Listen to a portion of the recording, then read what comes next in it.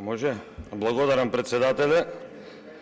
Почитувани граѓани, да не беше смешно, ќе беше за плачење.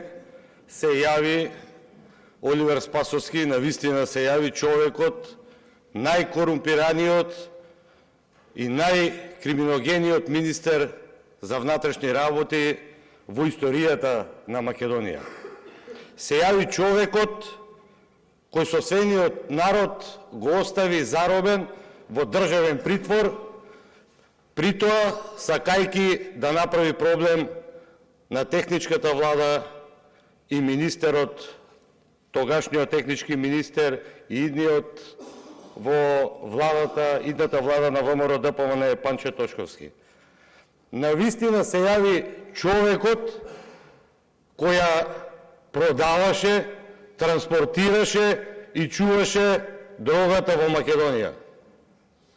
Навистина се јави човекот кој се правеше слеп при очи кога во Македонија, во околината на Скопје и Струјница, влегоа апарати 5000 за она познато копање на биткоини, крадејќи ја струјата од граѓаните на Република Македонија за негово лично богатење и богатење на Заев и останатите негови криминогени соработници, командири и началници кои тој ги поставуваше.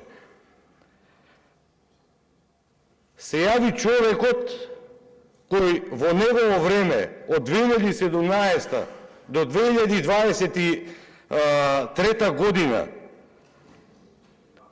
распоредуваше вработени во Министерството за внатрешни работи непогодни за него и неговите соработници, и притоа имаше 25.000 тужби од вработени во Министерството за внатрешни работи. И знаете колку плаќа Министерството за внатрешни работи заради таквото работење на човекот кој сега анализира програмата на новата влада? Точно ќе ви кажам. 22.834.231 евро.